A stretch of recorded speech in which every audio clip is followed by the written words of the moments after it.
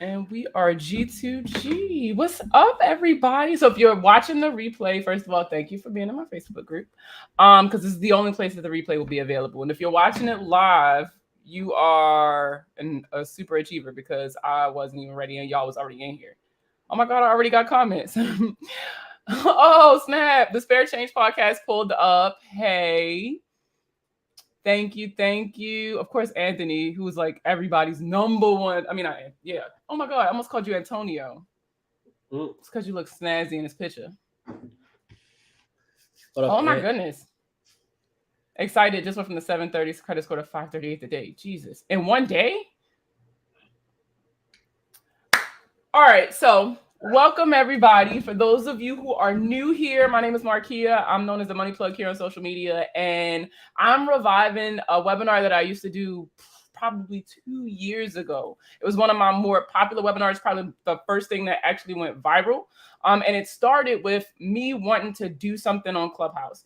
At the time, I became close to somebody who had recently been released from prison, and they were having a really, really tough time with navigating their finances because they had spent so long away from their finances. They had no idea how the world worked now with all the advancements like buy now, pay later. They were in the rears on child support. It was just so many very unique issues that I thought it was weird. A lot of programs couldn't assist them with. And it started from there and just kind of blew up.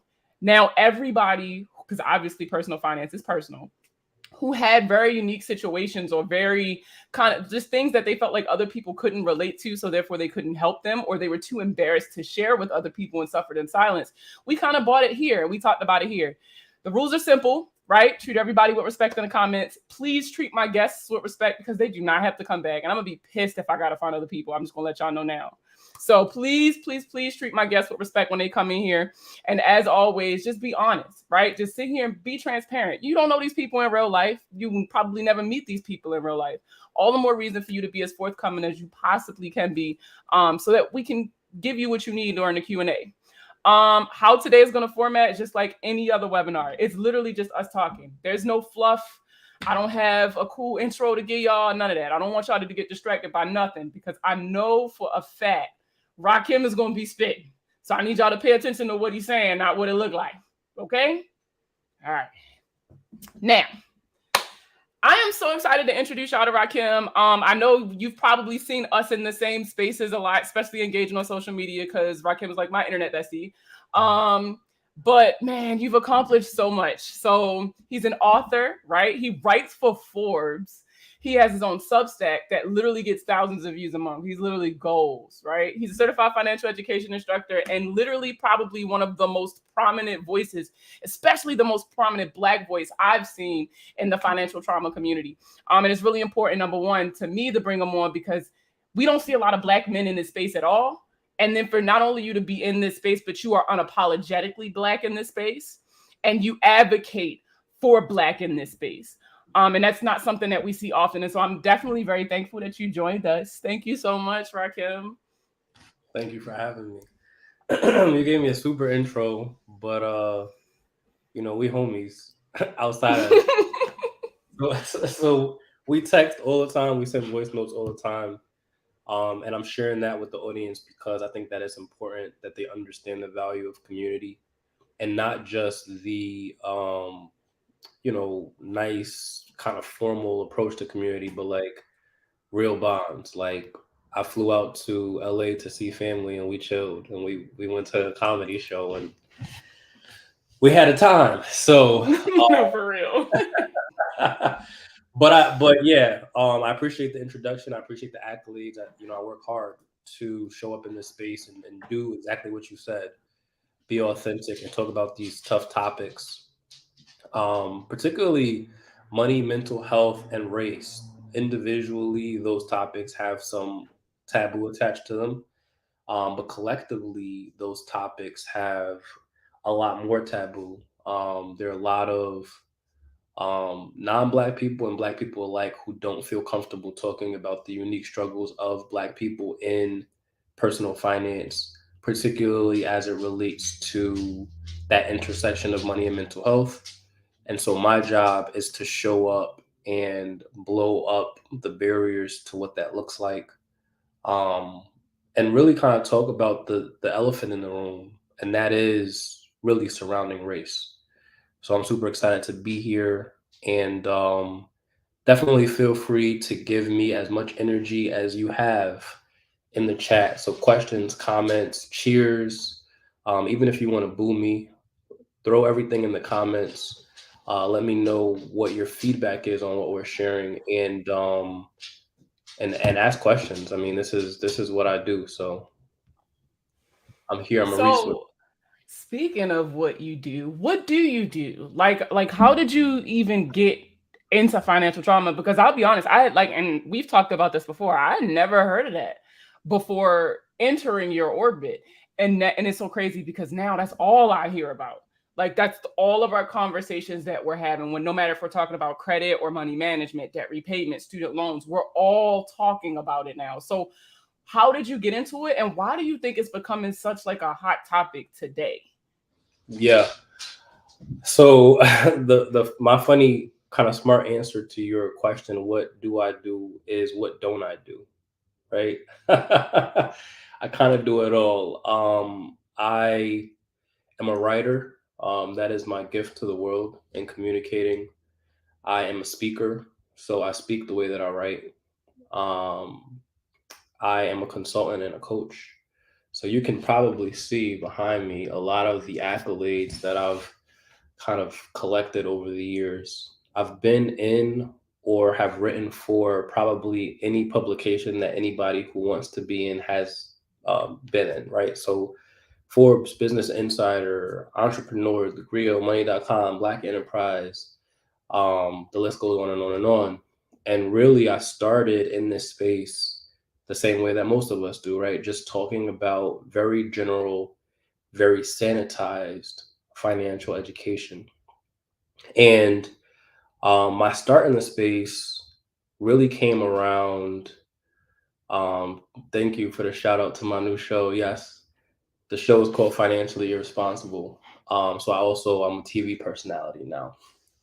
But the start of financial trauma came about when I was writing my book, Financially Irresponsible, which I have a copy of right here. And you'll notice in the design of this book some colors. There is some red in my shirt, there is some black in that credit card, and there's some green. And those colors are very intentional. It's supposed to reflect the Pan African flag, or what's been referred to as the African Liberation flag.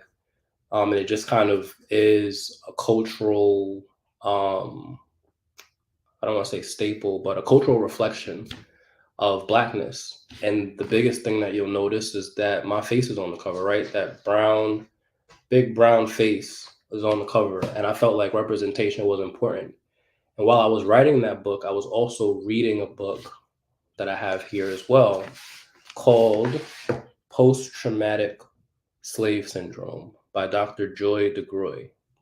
And Dr. DeGruy practices psychology, and what she uncovered in her thesis work is that trauma can travel through generations, through our DNA. We pass down trauma genetically.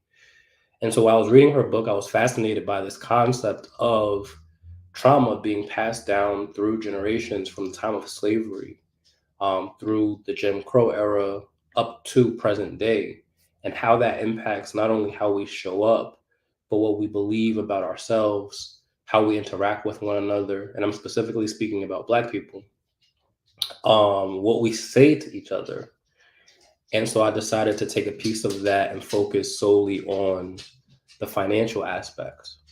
And so originally, I thought that I had come up with the term financial trauma because I'm combining this concept of generational trauma with money. And as I started to talk about financial trauma more openly, I realized that it was a term that was in existence. And so that's where I stumbled upon the financial therapy community. That's where I stumbled upon the financial psychology and the financial counseling communities. And to your point, Markia, there is a lot of noise being made around this concept of financial trauma specifically. And I won't say that it's my fault, but I will pat myself on the back a little bit and say that I have been very loud, very vocal about communicating the importance of diving into financial trauma. And I've noticed a lot of my peers in the space kind of following suit. First of all, give yourself all of the credit. Cause like you said, you work hard. Like, I hate that sometimes I feel like you be trying so hard to be humble because you don't want other people to feel like they can't speak in this space or you're the only person who's qualified to speak in this space. But at the same time, you've put in the work to make this, I guess, a household name, really, because these are conversations that we're taking from social, like the Twitter spaces we do every other Monday with Money Talk with T on Twitter. Like, you work very, very hard to bring these conversations to the forefront on social so that people can now take these conversations and go back and have them in their households. And that's not a small feat. So again, I definitely want to thank you for that, because like I said, I had never known didn't even think about how my trauma would manifest itself in my money.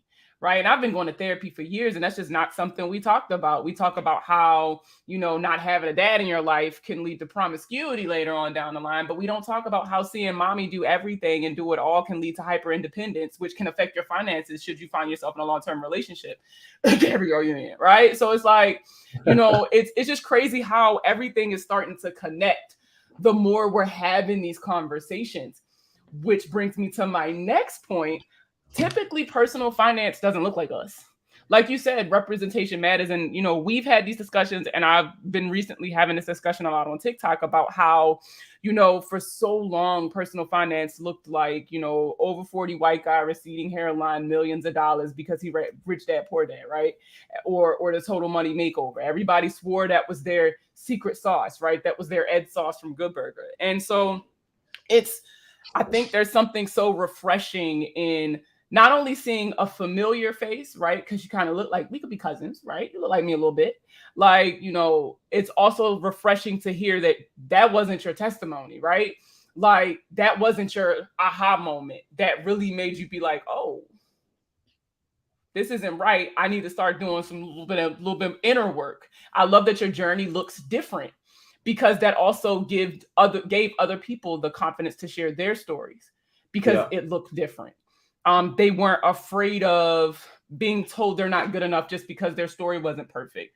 People like you share, especially with your book, Financially Irresponsible, you got personal in your book and use yourself as an example in most cases.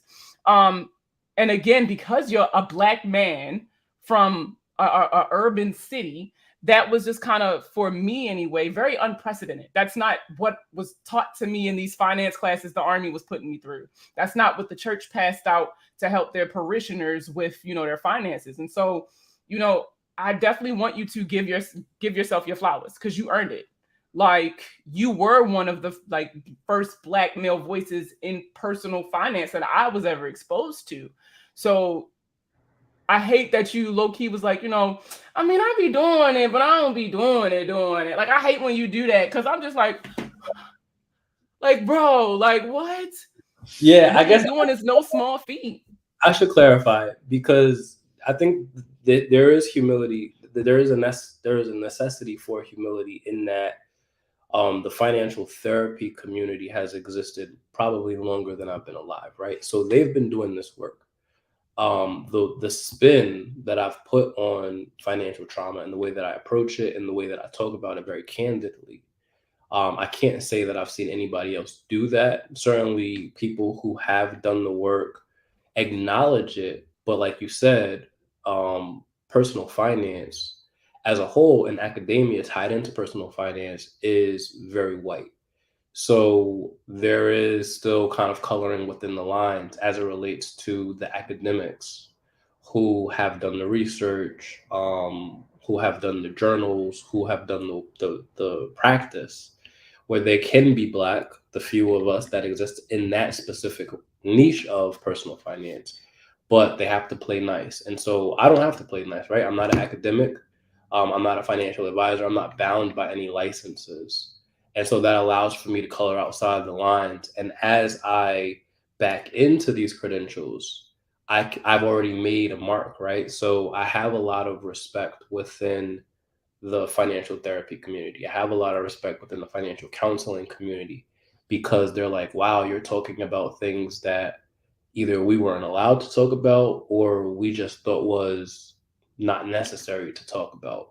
And so I appreciate you giving me flowers, and there are moments in time where I do need the reminder to say, hey, Rahkim, like you're doing the work.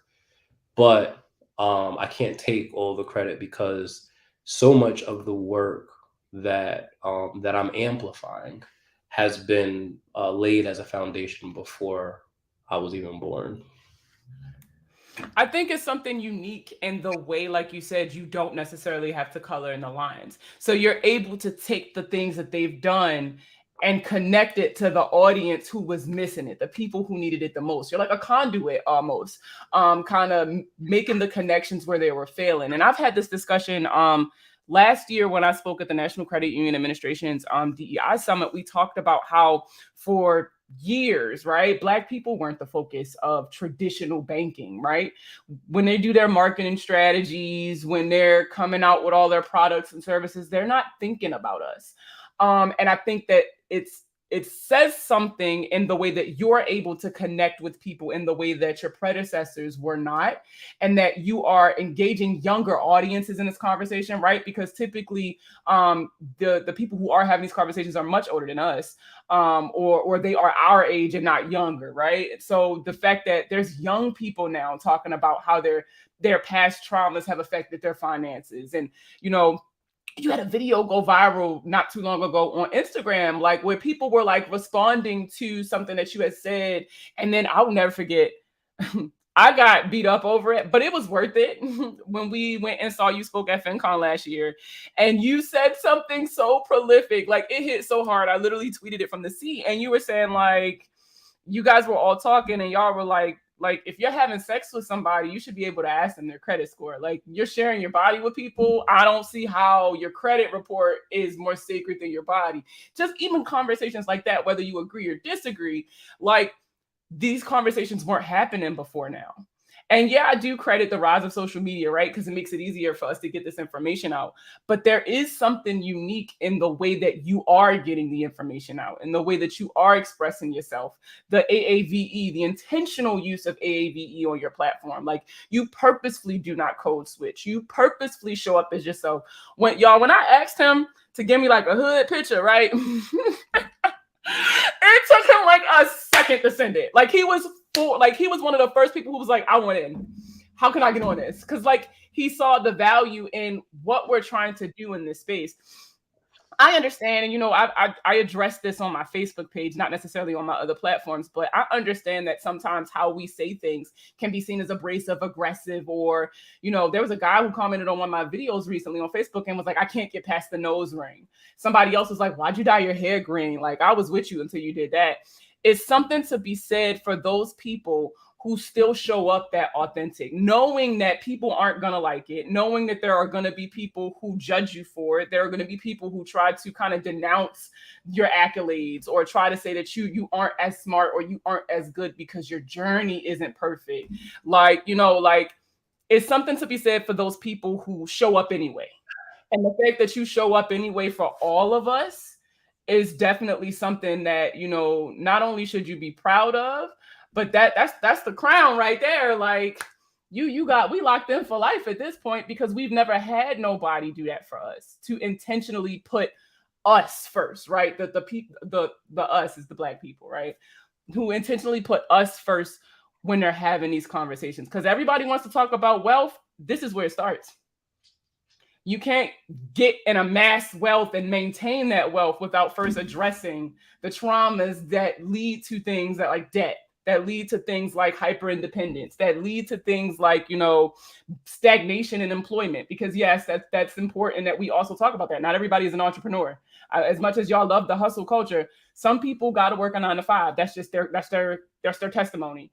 And so even conversations like this can help us kind of shorten the wage gap a little bit, because people are now starting to realize, hey, I'm worth more than this. Like, that confidence that comes with taking control of your finances. It all starts here. So I just can't stop giving you your accolades, because this is just so, first of all, it's so cool that you on my show. Ooh, that felt good to say my show. But oh man, it's just, you've just accomplished so much. And this is just in the last year that I've known you, that you've done some pretty amazing shit. So all the other years kind of added into that. It's just like, it's a little surreal almost that you're just a regular person. Yeah, it's surreal to me too. It's surreal to me too. So But when at the you, same time, like on the other side of that, so much of what it is that I've accomplished is just me being me, and I don't want to downplay the accomplishments or downplay the effort involved in accomplishing them. But it is very much mission driven. It is very much tied into passion. It is very much tied into vulnerability, right? You and I had a conversation on the space where I talked about, now being on the other side of it, how I have not regrets, but apprehensions about how much I have shared, what's going on inside of my head, what's going on inside of my heart, what are the experiences that I've had that have shaped ultimately this outcome, right?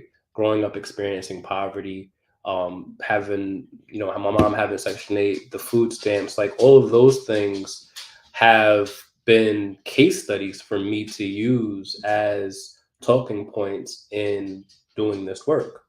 So, as much as it is a feat, if you will, it's not just done for clout, right? And I think that that's really the issue when we look at personal finance and the rise of social media and the rise of the influencer. Is that so many people are doing things because they want to be acknowledged. And I don't think that there's anything wrong with being acknowledged. But I think where your intentions are and whether or not those intentions are aligned to you walking in your purpose or you going viral is what's important. And you said so many things that I agree with, and just I want to touch on really briefly about who is the target audience, right? I worked in banking for a decade, and most of the marketing focus was on emerging affluent or mass affluent clients. So those are people who had money or people who the bank anticipated would have money. And I'm like, well, you're missing a whole segment of the population who, with the right resources, with the right education, with the right guidance, can end up being in that bucket that you target. And of course, I wasn't in the rooms to have conversations with decision makers to completely disrupt the course of their marketing plan. But that is a reality. That is who the banks focus on. I've witnessed instances where the banks will justify waiving a fee, making an exception, releasing funds, forcing through a wire transfer, cashing a check that maybe should not be cashed because of the balances that the individual, who more often than not did not look like me, had in their accounts. When if the same exact situation arose for somebody who did look like me, there would be skepticism, there would be checks upon checks and doing the due diligence, if you will. There would be the denial of that extension of courtesy or that extension of the benefit of the doubt. And as a manager, one of the things that I was trained on is going through the steps to make an exception and assessing the risk of the circumstance, and then basically standing on it, right? Signing off on it, say, hey, I made this exception. If this comes back to bite me in the ass, this is what I did to make sure that I felt comfortable in making this decision. And I didn't realize at the time that so much of that process was very racist, right? Because most of the times that we're making those decisions based off of the balances that the individual carried in an environment or a town or a region where there was predominantly white collar workers who would come in and complain, or if they had money in excess of what was considered just a regular banker and they were wealth management or they had, private clients or whatever, they would call their representatives, who would then call the bank to force these interactions to occur. And I'm just like, oh, well, that's what it is. These people have money. It's not a race thing; it's a money thing. But when we look at the way that I've spun this, the way that I've connected the dots, as you mentioned, we realize that race and socioeconomic status and education and access to resources and the belief that we have in ourselves and what it is that we are deserving of are all interconnected when we're looking at this issue that people are pointing as just the money. So when you're having conversations about financial trauma, right? And again, this is a very new term that's starting to emerge. Like, how do you define it? When somebody's like, "Well, what the hell is financial trauma?" Like, y'all keep saying it. Like, I'm tired of hearing. Like, what does it mean? Like, how would you describe it in a way that like it would just click? Yeah, I define financial trauma as any instance observed or experienced that has a negative impact on the way that you view, interact with, or believe about money. So that's my definition. There are other definitions in circulation around that. And a lot of my peers in the financial therapy world, whether they're financial therapists or financial psychologists, they define financial trauma as this traumatic event occurring as a result of some money circumstance, right? That's just kind of like a rough boiled down example. So if you have medical debt, they might consider that financial trauma. If you have sustained financial stress due to an eviction, due to student loans, due to a variety of issues that would naturally create financial stress, they might consider that financial trauma. When I look at financial trauma, I look at what is the flashpoint, right, incident that occurred or that sustained over a period of time that then impacts how you decide to move forward in the future. So it's looking at what happened in the past, where you are in the present, and how what happened in the past impacts what you do moving forward.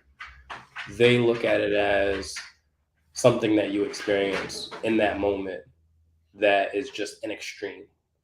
And what's really interesting about the way that my peers in this space define financial trauma is that it's usually met with contention from a lot of people in the mental health community who act as gatekeepers around this word trauma because they use trauma to diagnose people based off of criteria in the DSM-5. So they're saying, oh, well, this doesn't necessarily equate to how we define trauma. So now people are pathologizing this experience that we all experience, right? Financially. And I have to fight back a lot of the pushback when I use that term because when they hear financial trauma, they're hearing it the way my peers describe it. When I hear financial trauma, I'm hearing it the way that I describe it. And a lot of it ties into the PTSD impact of slavery that Dr. Joy talks about in this book. So if you were once, or not you specifically, but if your ancestors were once the original stocks, right? The original stock certificates that people were trading, buying, and selling. And now you, as an individual, are engaging in the buying and selling of stocks in companies that build their wealth off of your ancestors. What is that doing to you on a generational level? And a lot of people don't think that way. A lot of people don't think that it has an impact at all. But because of this historic exclusion, because of the way that Black people were treated when it comes to the financial services industry as a whole, there are Black people who are robbed, right? They have their life savings in the bank. They go to take it out and they're like, what life savings? Right? And then what can you do about that? Or we look at eminent domain, or we look at life insurance. right? I have personal stories in my family where there were life insurance policies that were being paid into that were went to go be collected, and they're like, oh, the policy changed or the rules around this policy changed, and so no payout. And people would argue, well, oh, you should have hired a lawyer, you should fight. I mean, certainly it's not for me to do. But when you think about the unequal access to power, right? Who can hire a lawyer to argue this, right? I'm involved in litigation right now where there's an attorney opposing counsel is trying to bury my counsel in paperwork so that we never get to the root of the issue. And that is not a new practice, right? That is very common practice in law. They're like, okay, we're just going to go through these motions until somebody runs out of money. Well, look what they're doing with the Black Wall Street survivors. They keep denying their motions and all the people are dying. And once they die, there's no case because there's no evidence that this actually existed. Or there's nobody who has a rightful claim to that. So, we look at these injustices, we look at redlining, we look at, like you said, Black Wall Street and the many instances where Black Wall Street occurred outside of Tulsa. We look at so much that is just kind of swept under the rug and say, oh, well, that happened a long time ago. Forget about it. Let's move on. Pull yourself up by your bootstraps, or everybody has an opportunity today. Or look at that Black person who was successful. You can do it because they did it. And that is gaslighting. That's perpetuating trauma. That's inflicting trauma. That is causing people to feel hopeless in a space where they need to be active, right? I don't want to invest in the stock market because I lost all my money in the stock market, or because somebody I know lost all their money in the stock market. That's trauma, right? I don't want to use credit cards because somebody that I know experienced bankruptcy, or they couldn't get out or whatever. That's trauma. And then we could take it a step further and talk about the number of people who were jailed, right? Who are incarcerated because of making decisions for money out of survival. It's not to justify that, doing something wrong is warranted in a situation where you need to survive. But certainly we know that if somebody needs to survive, they're going to do what they need to do to survive.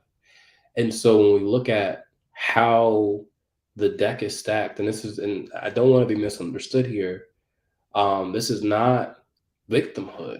This is the restating of history, right? This is the restating of events that have occurred. When we looked at the way that the deck was stacked and how opportunities will funnel you into the illusion of choice when somebody else has actual choice, and you make the choice that you need to make in order to survive, that's trauma. And it's a ripple effect, because if that person who was incarcerated for doing the thing that they needed to do to survive has relatives who watched that individual be incarcerated, well, now they're impacted. If the individuals who were impacted by whatever was done, and again, I'm not encouraging that, doing anything wrong or illegal should get a pass. But what I'm saying is that these circumstances do occur and they don't exist in a vacuum, right? A lot of this is manufactured. A lot of this has been by design. And there are many people who either did not feel like they had a choice, or the choice was do it or die, right? Get rich or die trying, right? And so it's such a heavy topic, and I don't go as deep as I could often, because that's a little bit outside of my lane. But I think that it is important to highlight the impact of financial trauma and the way that financial trauma manifests in Black Americans being very different than the way that financial trauma might be described to apply to everybody else. so glad that you said that this isn't victimhood, right? Because, and again, this I know you might know that best because again, we've had this conversation offline. But recently, I posted a video for Juneteenth that was talking about how I wanted to release my people from the shackles of the total money makeover, and I listed some reasons. The main one being like, that content is not curated with Black people in mind, and the Black experience, like you said, is different from the Black impoverished experience. Is way different than the white impoverished experience. The things you see and the things that you don't see. And so, that was the point that I made. But a lot of even Black people were coming to me and literally attacking me, saying it's let it go. Slavery was so long ago. You weren't even alive for Jim Crow. So how can it affect you? This is a victim mindset. Or they'll use like Anthony O'Neill as like a monolith for Black people. Oh, he was with you know who, and he is so successful. So if he could do it, you could do it.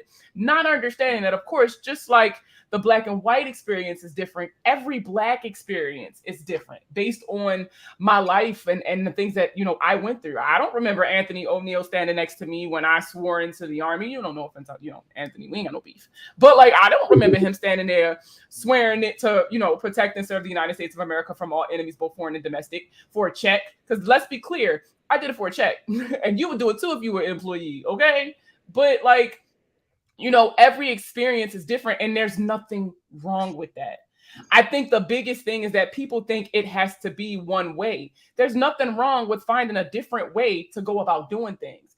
And even in saying that, when you were saying like how people, were so used to operating in survival mode, I had this conversation with a friend of mine last night because he's so used to operating in survival mode that now that he has survived, he doesn't know how to change that mindset. He doesn't know how to break out of it. And like, now it's time to start living. Now that I know better, I can start doing better. He knows all the things. He knows the steps, but he's still struggling to kind of make that connection, to make that switch. And there are a lot of people like that. That's why they're buying all the books and doing all the programs, and it's just not clicking. They're missing something. And I think that the work that you're doing is helping to fill in those gaps, helping to make those connections, even if they don't come to you for help. This is making it so they identify, oh, I need help. A lot of people don't even realize that there's a problem a lot of times. They just think if I make more money, that's going to just solve everything. Not realizing that if you can't manage $10, you're not going to be able to manage 10,000. And so, it's just really, it frustrates me a lot when we talk about these things, about how representation matters, about how, it is important to not only be able to identify, with someone, in similar situations, just to have that connection, right? So that you retain the information easier. Because so many of our own people are sitting here and telling us that it's a lie, it's a fallacy. Like, it brings up the house slave and the field slave argument, the people who will pander to certain things in society because they aren't willing or never experienced the other side of the coin. And it's just, how do you think that you've been able to navigate that space so successfully? Because, you are so pro-Black, you are so pro-Black. And it's just, but you don't get flack for it. Like don't get check you, boo. often. I do get flack for it. I think this is me patting myself on the back. I think because there are not a lot of people who are intellectually qualified to spar with me in that way. Like, yeah, I'm a prolific writer and speaker, so I can go there if people want to. But what's interesting, as you were saying what you were saying, I thought about a couple of things. Excuse me. And hopefully I remember all of them. One is, I think that's why this conversation around the importance of financial therapy is so important, because when we talk about financial trauma, or we talk about escaping financial trauma, there are a lot of people. I had a conversation with a friend 2 weeks ago who said, I'm in survival mode. And they're conscious of the fact that they're in survival mode.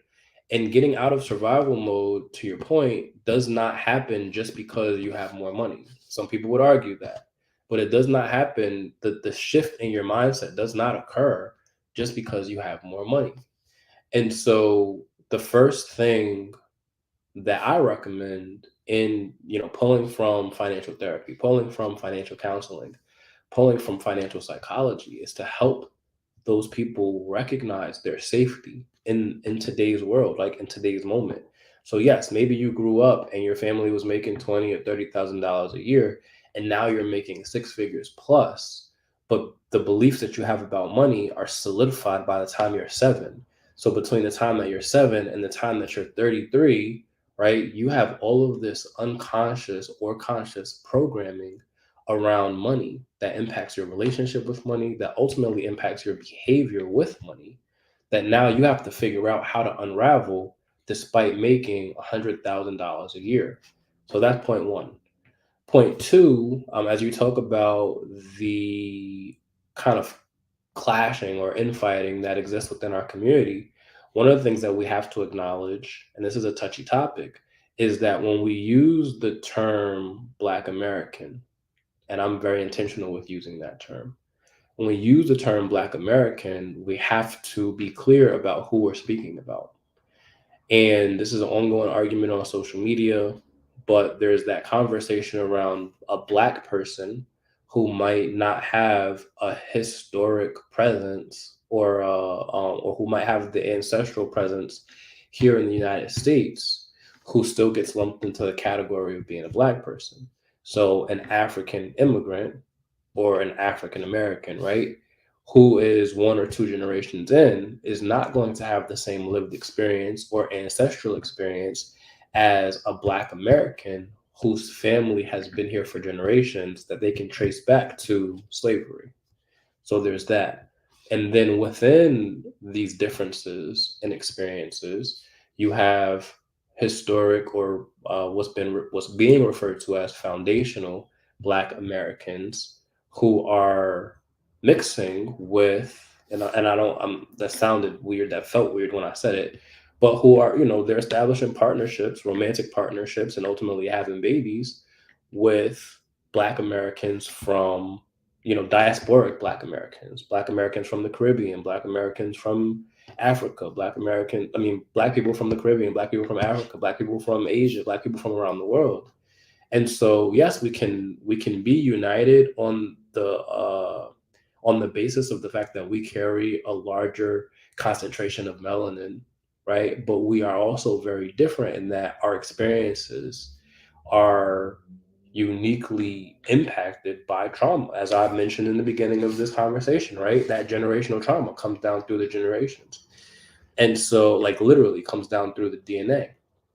And so, that's another thing to unpack. And then the last thing was, I completely forgot it. Sorry. I knew you was about to say it. I knew you was about to say it. I knew I was I gonna forget. I was like, he gonna forget one. Watch. So financial therapy, the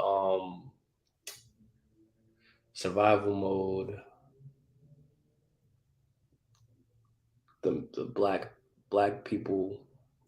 Oh, you're talking about how do I navigate the spaces, and then within the Black community, where there are foundational Black Americans, there is this split, and I don't love it, but I love to be able to point to it. I love to be able to articulate it. Is that you have conservative leaning Black Americans who have achieved some measure of success because of their education, because of their pedigree, because of whatever.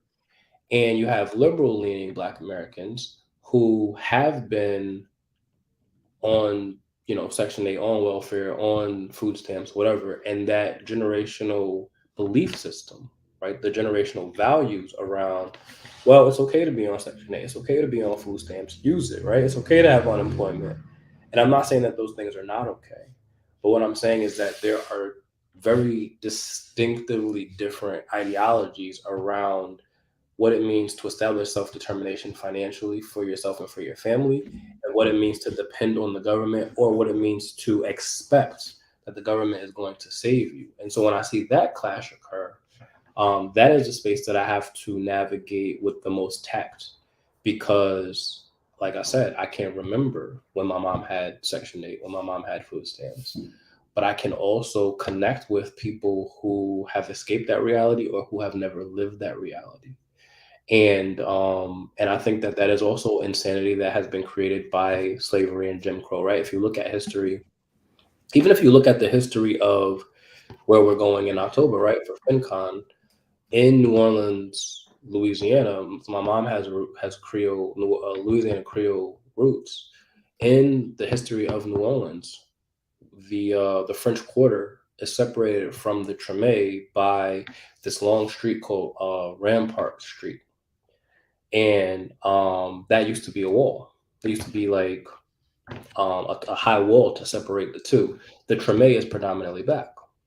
The French Quarter used to be predominantly white, and black people were not allowed to be in the French Quarter unless they were servants or working in the establishments to serve white people. And within the history of New Orleans and other areas of Louisiana, I'm sure, there were different classes of black people, right? It wasn't the one drop rule that we see today. It was, if you're half black, you're biracial, right? The mulatto, I mean, they will go into as far as if you are an eighth black, you are an octoroon, right? And and within those different classes of black people, there were different levels of privilege and access. So when we talk about colorism, right?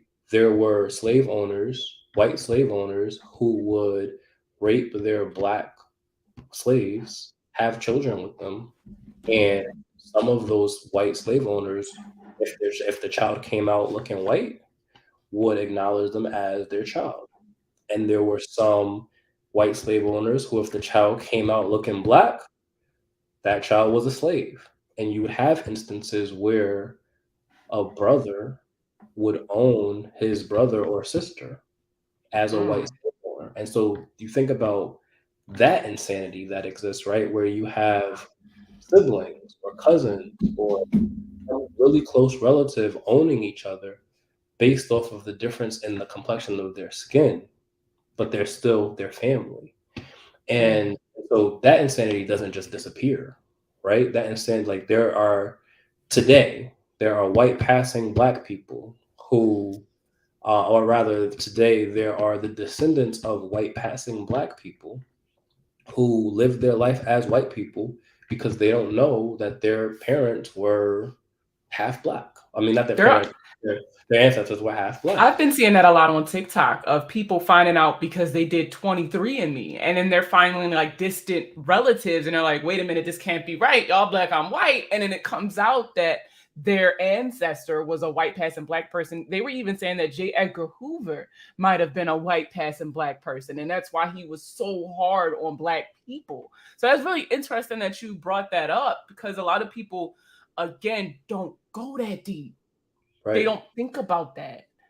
And the thing is, like, as we sweep it under the rug and we continue to move through history, not acknowledging the impact of, again, how that trauma travels through our DNA, it surfaces in different ways, right? And so, there's lots. I mean, I'm having a million thoughts at once right now, but there's lots of self hate within the Mm. black community around, colorism. Ideas around colorism, right? If you're too dark, you're not good enough. If you're too light, you're not black enough. You can't hang out with us because you're not dark enough, or you can't hang out with us because you're not white enough. And then, you think about what education, the role of education. You think about like how. So you talk about earlier today how I show up authentically me, how I choose not to code switch anymore. But anybody that's been listening in the 48 minutes that we've been on can tell that I'm very articulate, right? That I speak with a very proper cadence. That's not just based off of the fact that I'm not code switching. That's based off of the fact that that's how I talk. But there have been many instances over the course of my life that I have been told that I talk white because I talk proper, right? Mm. Or on the other side of that, right? Many instances where white people have complimented me on how articulate I am and how educated I seem to be based off of the way that I communicate, because I communicate with proper English. And I'm like, I've been speaking English for All my at this life. point 3 years, right? And for 25 years or 21 years, however old I was. So why am I not supposed to speak proper? And you and I joke kind of privately offline about the accents, right? Like here sometimes some of the words that I say when the New York comes out, but um, that said, I think that this conversation is very important because all of these things are interconnected. And even though we're going down a history lesson and we're talking about the history of Black Americans in this country, those things impact what we believe we're capable of. Dr. DeGroy in her book talks about this concept of vacant esteem. So it's not self-esteem; it's vacant esteem. It's the lack of esteem for ourselves. It's like esteem. Wow. It's not. We talk about low self-esteem, high self-esteem, but she talks about this concept vacant esteem, and I was completely blown away when she started talking about that. It's just like we don't deserve, or we're not valuable, we're not worthy. And so you think about how that translates to money, how that impacts the work of Dr. Brad Klontz around the money stories, or the money scripts rather, in that the number one money script that he talked about, and this is documented in the journals, right, is money avoidance.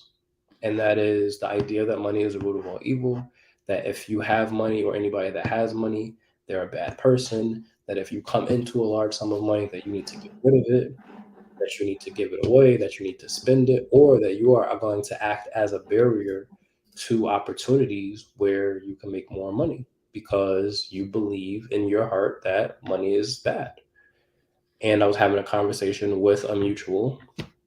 I won't say who because that's our business, but we Period. were talking about um, showing up in this space as financial content creators, as financial educators, as financial professionals. And I think it's important for us to underscore that. Showing up in this space and doing this work because we have such a love for our people, but also not realizing that we carry a limiting belief in that love for our people that prevents us from charging what we deserve to be charged. I mean, that rather what we deserve to be paid. That prevents us from thinking and dreaming bigger. That prevents us from really excelling in the way that we should be excelling based off of the education, based off of the professionalism, based off of the accolades that we have, because we are here doing the work for the people. And I think that's part of it. It was something you said during your TED talk that I always wanted you to touch on. Yes, y'all, he did a fucking TED talk. Like, he's so humble. Like, it irritates me sometimes. Like, yes, he did a fucking TED talk. And it was something that you said that really sat with me, I think, because I grew up in that. And you were saying that, like, you aspired to be poor. Yeah. Like there's so many people who aspire, like, man, I'm gonna get on food stamps. Like, oh, I can't wait to get on Section 8. Like, things, and like we aspire for these things because, again, like you said, the dependence that we're putting on the system to take care of us, which stems from the trauma, right, that we experienced in our childhood of seeing our parents and our parents' friends and our friends' parents, right, all over, all in our communities doing the same thing, and it worked for them, right? They raised you and you turned out okay. Like, that's everybody's favorite thing to say is like, well, that happened to me and I'm all right, right? And so then they emulate it or some form of it in their adulthood and then unknowingly pass that on to their children. And the reason why I'm bringing this up is because you and I had a conversation earlier about generational curses, because like you talk, I was kind of confused regarding, could a generational curse stem from financial trauma, right? Yep. Generational curses weren't always negative things. These were tactics that our predecessors used to survive, right? But now that the circumstances are different, you still have that antiquated way of thinking based on the fact that, oh, my mother's mother's mother's mother did it, so it's got to be good enough for me. And so then you start exhibiting the same money patterns and things like that your predecessors didn't start working for you because the circumstances are different. So how, and I hate the word generational curses because it's such a buzzword now. Like, it's such a negative connotation to the word now. Like what are your feelings regarding the use of the term generational curses, and what are some tips that you can give to people who are, really just awakening into like, I need help. I have traumas that I need to heal from, so that I can shake some of these generational curses off. Yeah. So I have two thoughts. The first is that I'm a very spiritual person. And in that spirituality, I do believe in curses. I do believe that curses are real. And so when we talk about generational curses in the vein that you and I are talking about it right now, it's not the same as somebody literally putting a hex on you. When we talk about generational curses in the way that you and I are talking about it, we're talking about a repeating behavior, or rather a pattern of behavior, a pattern of thought that occurs across generations. And specific to money, we might see that in generational poverty. We might see that in um, generational laziness, right? We might see that in passing down generational, the opposite of wealth, right? So passing down Section 8, we're passing down food stamps, we're passing down, this idea, like you said, of aspiring to be poor. And a lot of times that is not intentional, but sometimes it is. And so I think that the reframe to this idea of generational curses is, first of all, recognizing that in many instances, it is not your fault, right? What has happened in the past relating to your family and this pattern or this behavior that your family has demonstrated, specifically as it relates to money, is not your fault. And when it comes to you, you can choose to reframe your thought process, your approach, your behaviors around money so that you don't continue to perpetuate this behavior into the next generation. And that is what this idea of breaking the generational curse is. But I think, as I started off answering this question, this idea of the woo woo spirituality comes into play as well, because with that belief, there is also the power of words. And so we often talk about, the vision boards, we talk about the affirmations, we talk about the law of attraction, and we talk about it in passing. Like, we play with these very powerful, some people would call them pseudosciences, but we play with these very powerful forces that start in our mind. And so when we claim a generational curse, in the same way that I said, I believe that curses do happen and that hexes can be passed down, in a way, by claiming that generational curse, you're cursing yourself, right? You're stepping into this idea, and I'm going to go into talking about self-fulfilling prophecies in a second, but you step into this recurring pattern by saying, oh, well, it's a generational curse. And so this idea of the self-fulfilling prophecy that I talk about in my book, Financially Irresponsible, shows up two ways. It can be that you have a belief that everybody in the world around you has the opposite belief.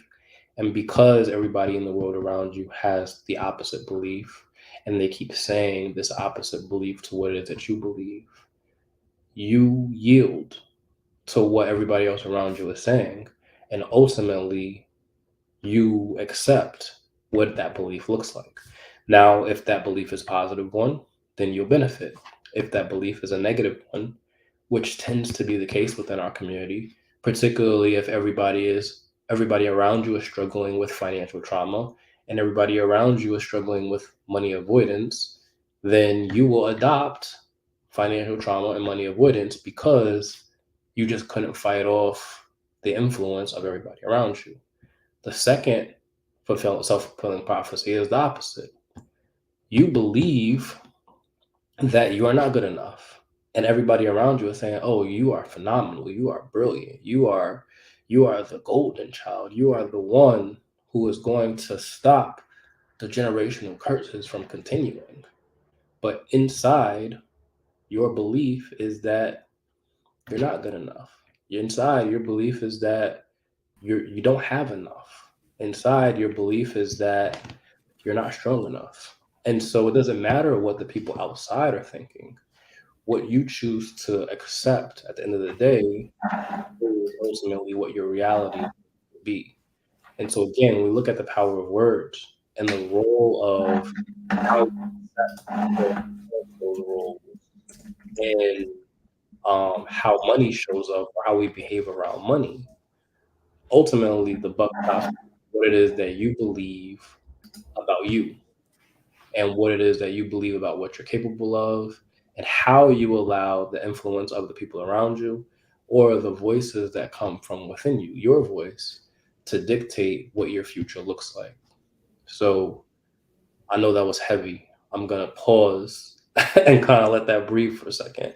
Bro, you are spitting, and it's so crazy because I'm very look at me choking on my own spit because God knew I was about to lie. I'm somewhat transparent about my mental health journey, more so on my personal page than on my public pages. And you and I again have had offline discussions about that struggle with feeling like you're doing enough, that struggle to feel like, and it's crazy because I never thought of that being tied to my blackness. I never thought of that being a consequence even of my blackness. I just thought I don't know. I just thought that was just me and I was just wired differently.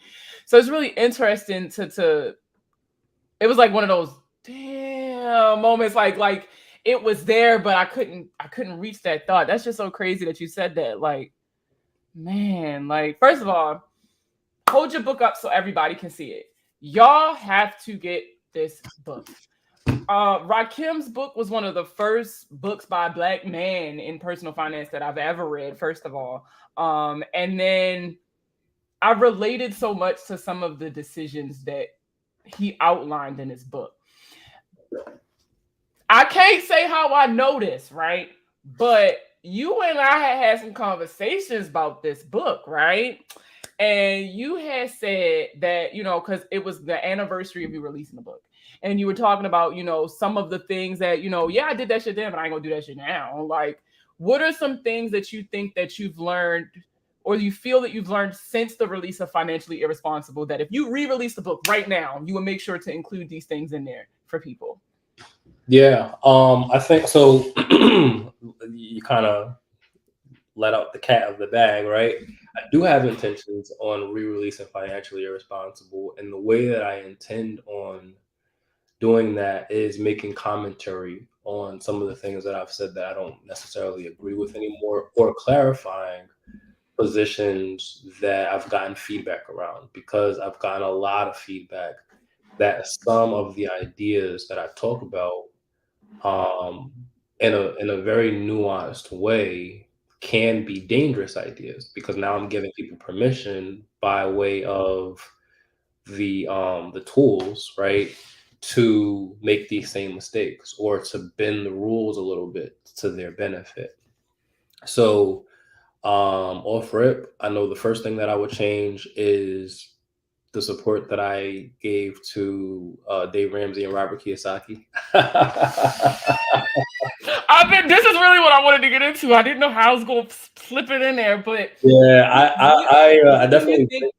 Why? Let me ask you that, because for so many people, that was the beginning of their financial journey, right? This is literally all I wanted you to say, right? But like, what made you make the shift, and why is it okay to make the shift? Yeah, so the beginning of this journey for me in financial education and self financial education was reading Rich Dad Poor Dad. Like, I have to give credit where credit is due. I had not come across a text that was easy to read, that had articulated as clearly this idea of the cash flow quadrant. I mean, I think that alone was the concept that really kind of changed my life. And understanding that on the left side of this quadrant, you can make money as a 9 to 5 employee or a self-employed business owner, and on the right side of this quadrant, you can make money as an owner of businesses or an investor. And I'm like, wow, this is amazing. I didn't think about investing. I didn't think about owning businesses. I didn't think about how I can generate multiple streams of income through these different processes. And I jumped off the deep end with Robert Kiyosaki. After I read that book, I was team Rich Dad. I went to a free seminar. I went to a paid seminar. I paid for their advanced training with money that I had been saving for a down payment to buy my house. So I was very invested in learning as much as I could, and I was not shy about investing in myself. The shift that has occurred is in, first of all, recognizing that Robert Kiyosaki's values are a little different than mine, and I'm being facetious by saying a little. He has made some insensitive comments that specifically speak to Black people, particularly around the time George Floyd was murdered, and the way that Black people were outraged with the lack of accountability by, or rather, to the police officers who were involved. And so, yes, they were tearing up the town. And he went on Twitter and he started making a series of tweets calling them losers and et cetera, et cetera. I think there's also the fact that I felt at that particular point in time back in 2019 that I needed those big names to validate what it is that I was saying. I don't feel that way anymore, right? I have these credentials that validate not only my experience, but also the empirical research that has been um, pointing to the fact that everything that I said in that book in 2019 and the experiences that I've had and my approaches that I've taken since then have been valid. And so I don't need to stand on the credibility or the notoriety of other financial influencers to make this point. Um, and then coupling Dave Ramsey and Robert Kiyosaki in the same sentence, they use tactics that I'm very, like, my values are very opposed to in today's age, right? So the use of guilt, the use of shame, the use of fear in inspiring people to make change is not the way that I feel like is the most effective or necessary to cause change and the way that people approach their personal finances or handle their money, because it's not an issue of, well, if you want to be poor, go ahead and be poor, but if you want to be rich, you got to listen to me. It's an issue of you're making money and you're either managing your money effectively or you're mismanaging your money, and what is the root cause of the management or mismanagement of that money? Is it an issue of will or skill, right? Is it an issue of education or behavior? Do you feel like, despite having this education, you have to continue these cycles because of whatever it is? And it's not for me to diagnose, right? Or it's not for me to try and treat people through the book.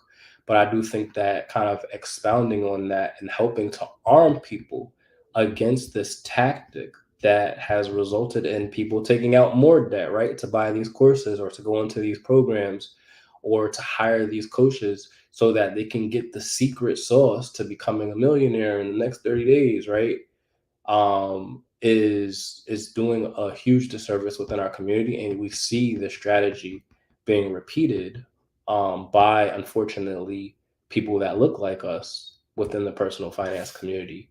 And so those are things that I would touch on. And then, of course, I talk a lot about some of the things that I've had to do to survive, right? I've talked about knowing the difference between being a day late on my credit card and being 31 days late on my credit card, right? And how that, oh, you could be a day late, you could eat the late fee and not have to worry about it showing up on your credit score or your credit report until after the 30th day, right? I would clarify that. I would go into talking about, in the book, I talk about how I would prioritize my bills based off of whether or not it impacted my credit. So there were times where I did not pay my light bill or my power bill rather for months because I knew that I could get away with it. And once they sent me the final cutoff notice, I could just pay it off in one swoop. And so, those different survival tactics and those are things, traumas that I've had, the things that I've observed my mom do when I was growing up, where she's like, okay, well, I'll pay half the bill now and, I won't pay the rest until later. understanding that you can kind of push those things off. Like those are all survival reactions in an environment where I was making the money to pay the whole bill. And so the pros out of that situation was that I was very aggressive about saving and investing. And I grew my investment portfolio relatively quickly because I was just super gung ho about making sure that that happened. But the cons of that is I didn't understand that this behavior was coming from a place of trauma, right? I would talk about how I left my job, why I left my job, firing my boss, that experience, how that ties into financial trauma and how scary that decision was, but how liberating that decision was because I broke free of the rat race, so to speak, right? And I've been able to sustain myself for the last 2 years, well, over 2 years now, by being able to dip into that money that I aggressively saved and invested because I believe in this vision of entrepreneurship that lays before me. So there's a lot of nuance that I'd be able to kind of touch on or talk to in clarifying the story. And then maybe there's some stories that I would remove, or maybe some fluff that I would remove in telling those stories. One of the ideas that I'm also kind of playing around with is incorporating some of the stories of peers and or clients so that the book is not just focused on the experiences of Rahkim, but it touches on pretty much everything that I touched on in the original text, with the addition of a focus on therapy, financial trauma, certainly, and how to help people move through that space. Rahkim and friends. So if people want to purchase the first edition, right, of Financially Irresponsible, where can we find your book? You can find it on my link tree, and I am going to drop a link in the chat. So it is available on Amazon. I don't want to sell it through Amazon anymore because Amazon takes some of my money. and Amazon doesn't give me information, if I'm going to be very honest. It doesn't tell me who's buying, so I can't see who's supporting. Wow. Okay. I didn't know that. Yeah, I don't have any of that. And that's kind of important, like demographically, like who is purchasing my. You don't got to tell me the name. I'm not about to go knock on their door, but like I could see why demographic information is important. You want to make sure you're reaching your target audience, and if you're not, you can adjust the message to do that. Absolutely. So yeah, I have intentions. It is cheaper on Amazon. I'll be very honest and upfront about that. And that I think at the end what comes out in the wash is that Amazon is advertising it at one price, but they're gonna tack on the shipping cost at the end. The cost of the book through my link is, first of all, you can't see it, but a box of my books behind me. So you will have the ability or rather the gift of my signature in the book.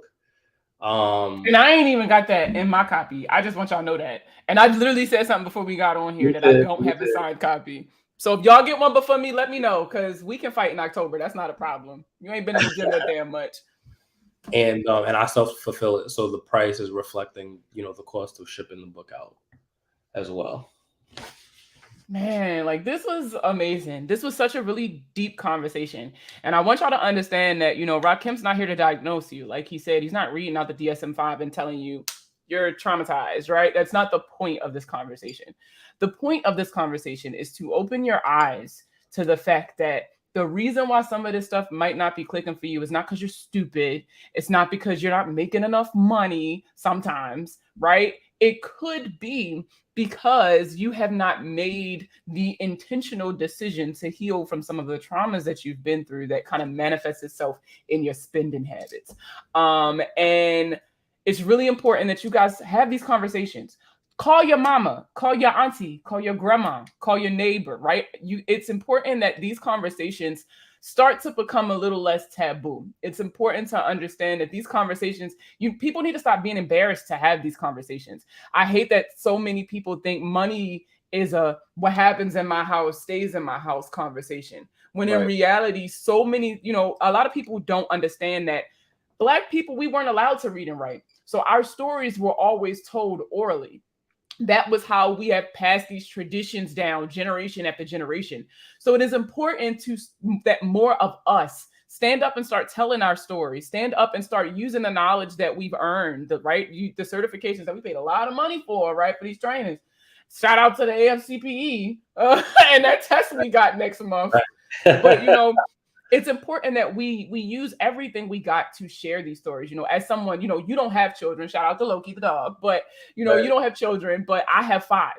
And so when I started homeschool my children, I really realized the importance of making sure that I tell certain stories. Because when I looked at the curriculum that they intended for me to teach my children, I realized that a lot of stuff was left out. A lot of things that I wish I had known in school, my kids would not get the opportunity to learn had they gone to public school. And now that I kind of control the narrative a little bit more with homeschooling, I'm realizing the importance of telling these stories and spotlighting more people, right? My granddad always used to tell me something. He didn't tell me much, but my granddad always used to say, if you judge a fish by its ability to climb a tree, then it's always stupid. It was something he heard from somebody else. But it always made sense to me, because if we look at all these other people's stories compared to the Robert Kiyosaki's, the Sue Zormans, the Dave Ramsey's, they're not good enough. Their stories, nah, you don't do it that way. It's the wrong way to do it. And it's important that when we're having these conversations, we understand that there is no wrong way to live life. But there is something to be said for identifying negative behaviors and negative habits that you're purposefully kind of exhibiting once you know different. Does that make sense? So I've already kind of monopolized a lot of your time today and the past week or so. This conversation has certainly given me an energy boost, because I think that it's so important and certainly aligned to the work that I do. Right, it's very much a labor of love, if you will. The one thing that I want to say based over what you just said, and that is also understanding the nonverbal messages that you pass on, right? So just kind of rewinding really quickly to this concept of aspiring to be poor that I talk about in the TEDx talk. There is so much in delivering that TEDx talk that came out in my own family, where my mom was like, I never told you that. Like, I never wanted that for you. And I'm like, but that's what I saw, right? It was just, and I say in the talk, I said, I didn't want to be poor. I wanted to survive. And my mom was surviving, right? And so by her demonstrating her strength, right, as a Black woman who was, a single mom at the time, she inspired me at an age that was pretty, formidable for me, right? Like, and I'm like, okay, like I'm gonna go out and I'm gonna do exactly what it is that she did. Not because I didn't want more for myself, but because I saw that that's what she did. And the nonverbal conversations, rather the nonverbal articulations of this is how we do things, are often louder than what it is that we say you should be doing, right? My mom always told me, oh, you should save, right? Like there was never a conversation that said, oh, you should get an apartment instead of buying a house. But it was what I saw at that age where I'm like, oh, that's what I'm gonna do. That's what I think I want to do. Because especially growing up in New York, where you hear everybody talking about how expensive it is and how hard it is, and I mean that's real. Like that is a reality. I would not have the financial success that I have today if I continued to live in New York. I felt that in my spirit living in Los Angeles. Let me just freaking say, I felt that in my spirit. I'm going to be poor if I stay in Los Angeles any longer, I feel like.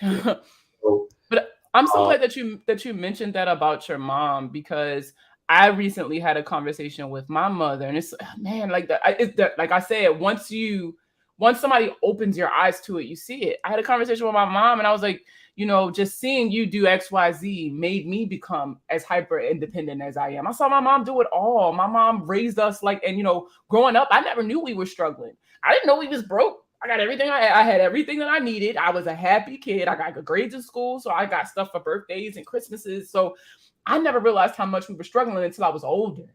And then I look back, and it wasn't until I first started going to regular therapy, just therapy in general, and I started dissecting a lot of those childhood things, that I realized that most of the behaviors that I was exhibiting weren't because my mama told me to.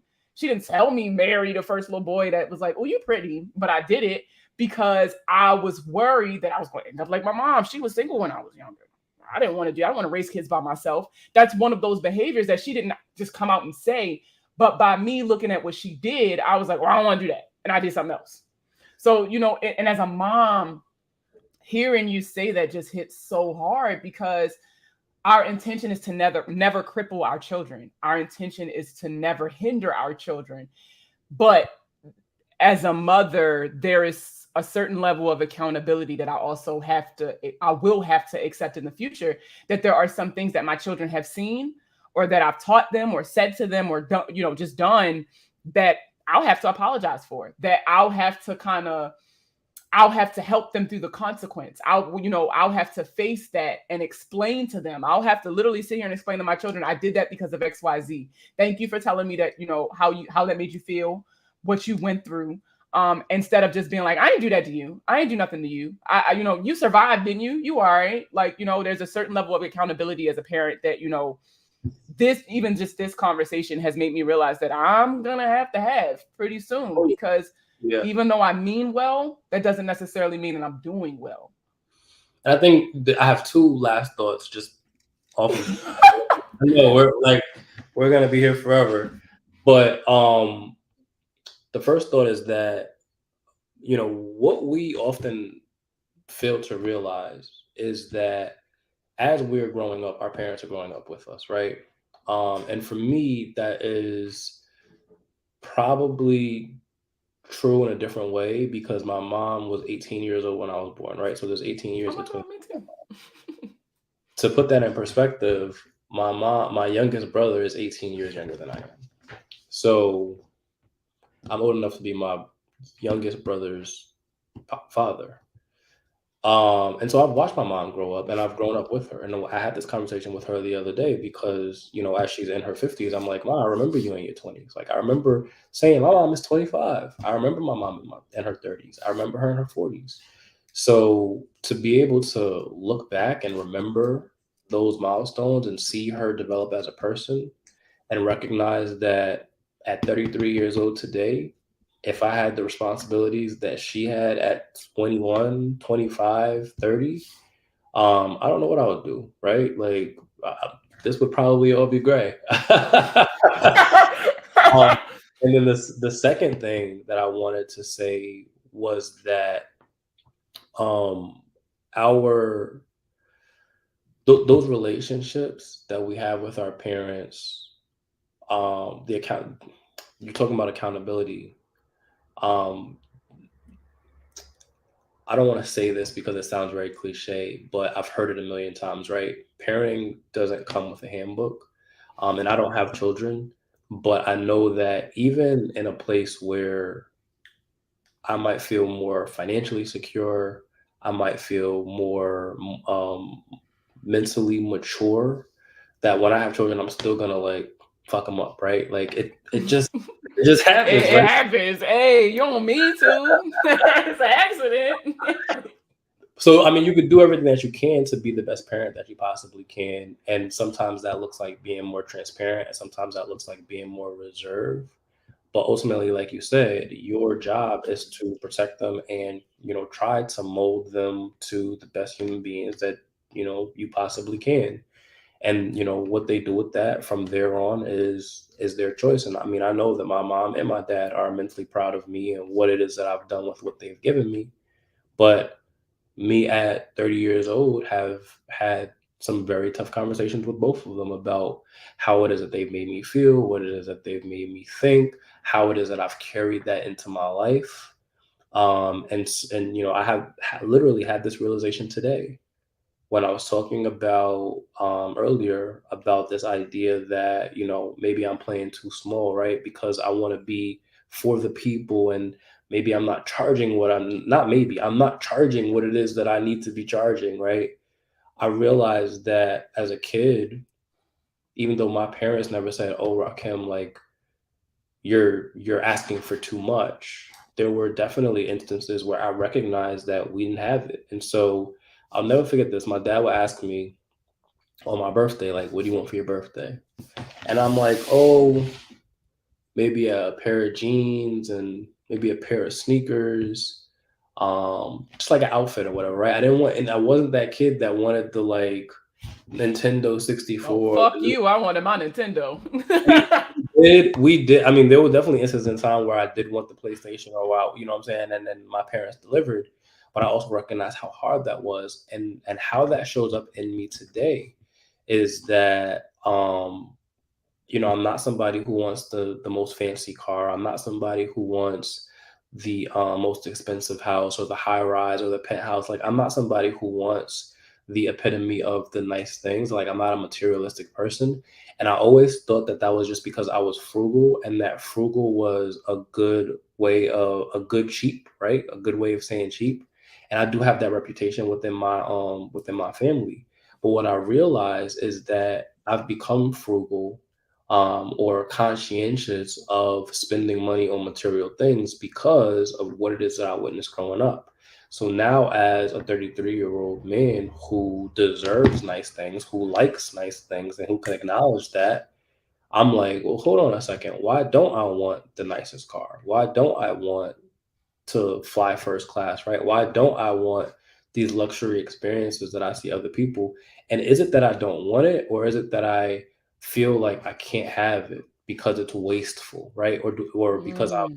I'm being excessive, or because I'm being flamboyant, or because by showing or by demonstrating what that looks like to somebody else, I'm putting a target on my back, right? Because again, growing up in New York in the 90s, through the 90s and the 2000s, right?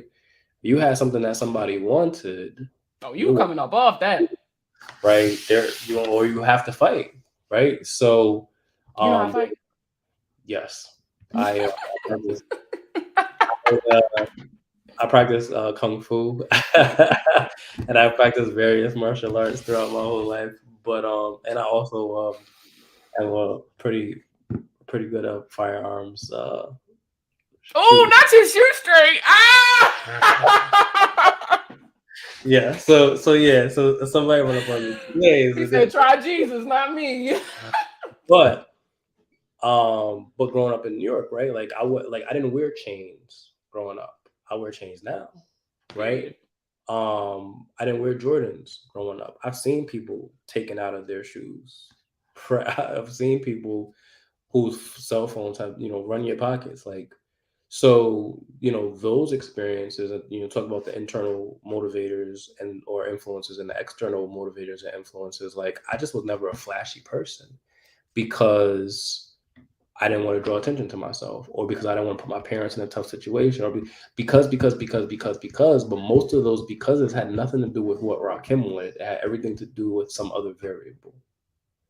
And like I said, I literally realized that today because I'm sitting here and I'm like, well, hold on a second, because Rahkim Sabree wants to be a millionaire, right? That's a goal of mine. I've articulated that out loud. I've articulated that to myself internally. There was been a string of nights where before I go to bed, I said, I'm going to be a millionaire by this time, right? That's a goal of mine. But what does being a millionaire look like? Does being a millionaire look like what not being a millionaire looks like? Like what does having that net worth do for me? Does it buy me back time? Does it give me the opportunity to skip the line? Does it give me the opportunity to experience nice things, fly in first class? Like, and I've had that experience recently, right? Flying in first class, and I'm like, oh, this is what that's like. Okay, this is This is nice. You know, roaches are nothing. right. Oh, they give you the complimentary drinks. Oh, what is your On the international flights, they be having the little hand towels and stuff. Let me tell you. oh, you want what kind of snacks do you want? Like, here, you can have as many Get as some you want. champagne. So all of those experiences, like, okay, you experience it, and it's like, okay, you got a taste now you want more, and Mhm. it's okay for you to want more. And I realized that internally some of my limiting beliefs have been, well, that's excessive. That's not, it's not for you to, waste your money in that way. There's kids starving in Africa, right? My mom used to say Oh that. my God, yes. Oh my God, yes. Make sure you finish everything on your plate because there's kids starving in Africa. And so I remember the first time, I promise this is the last thing I'll say. I remember the first time I went to a buffet, and I felt really bad because I didn't You want to threw the finish food away. my plate. And I'm seeing all these people like, oh, they ate a couple bites and they move on to the next thing. And I'm like, Ma, I didn't finish my food on my plate. And she's like, it's okay, go get something else. And I'm like, but there's kids starving in Africa. You know what's so crazy? I call every day. I be telling my mother all the time, like I feel myself turning into you every day because I said that to my children and I never said it again. Like I said it once, and my daughter looked at me and was like, "We don't live in Africa," and I was like, "Fair fucking point. Throw it in trash." Like that's so crazy. There's a post going around, and you know what? I challenge you publicly, right? I want to challenge you publicly. And I'm going to do something as well. But there's a post going around that says, what's a non-serious, like, generational curse that you're breaking? And so for me, I was like, it's the I don't have McDonald's money. Because if anybody know me, oh, baby, we go out to eat with shoes on. we'll pick it up. So it's like, I challenge you to kind of think about that. Talk about that with your audience and, talk about some of those non-serious things that kind of were passed down to us but still affect us. Because, this was a very heavy conversation, and I know a lot of people will try to shy away from it. But I really want to see what you're going to say too, because like I'm really interested in, especially your audience. I'm always captivated by your audience specifically, and just the variation in answers that you be getting when you put the stories on your Instagram. And Yeah. so I really want to see, I really would love to see what are some things you guys come up with and what dialogue that kind of births having these conversations as well, and how you can tie that into forcing them almost to go a little bit deeper with it, right? Like, because that might be somebody's entryway into this conversation, but I loved how deep this conversation got. I learned a lot in the hour, and I talk to you literally every day, Rahkim, and I didn't even realize that until just now, but I literally talk to you every day. Yeah, we talk and a I lot. just learned something in the hour and a half that we've been on live. Like, this was dope. I just can't thank you enough, first of all, for coming on here, for sharing your awesomeness as often as you do. You serve the community selflessly without asking for anything in return other than remember my name. Put some respect on my name.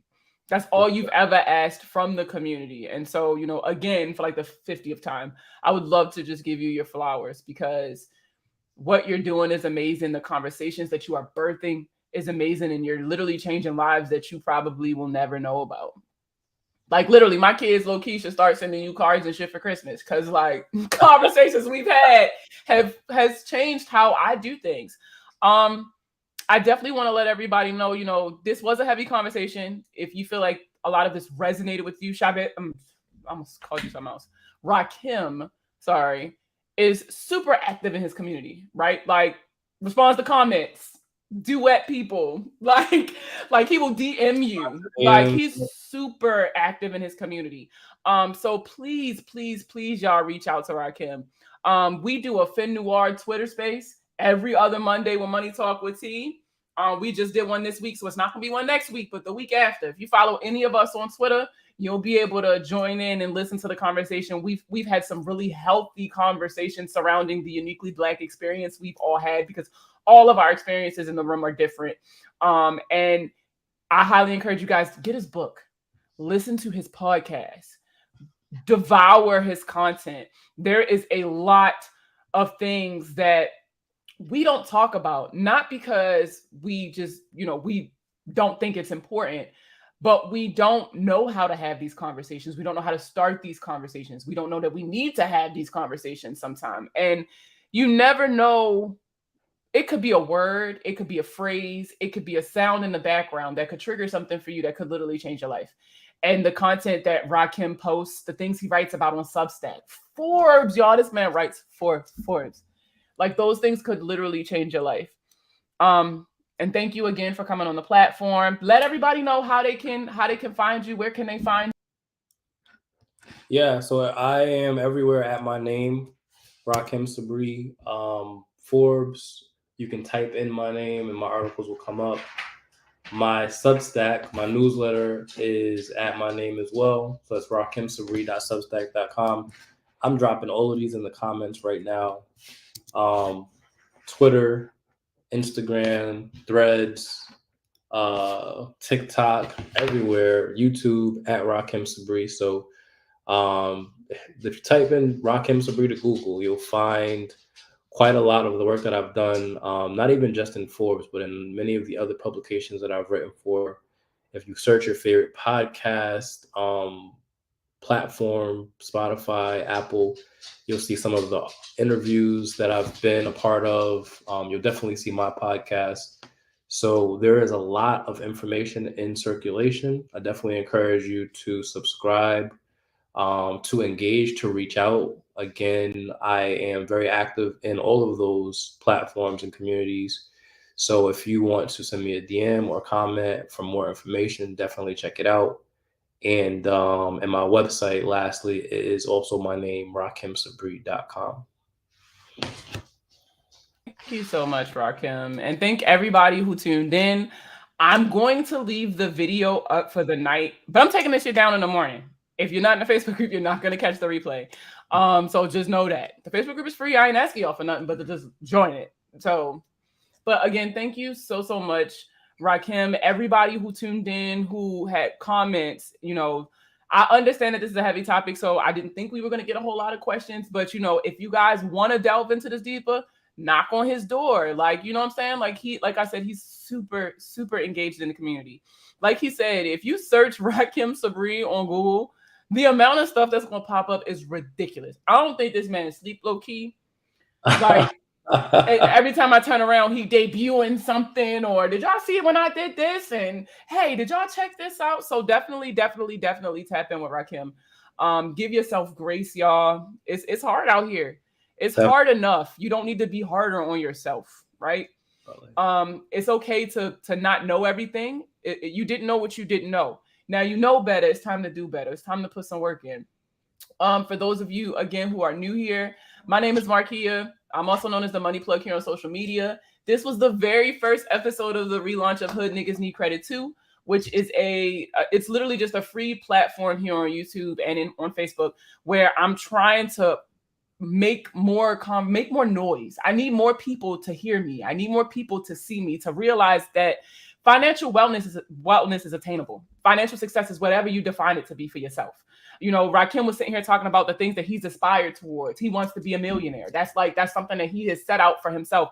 For other people, financial success might not look like being a millionaire. Some people just want to make ends meet. Some people just want to be able to afford groceries without having to check their bank account first. Whatever financial success looks like for you, do that shit.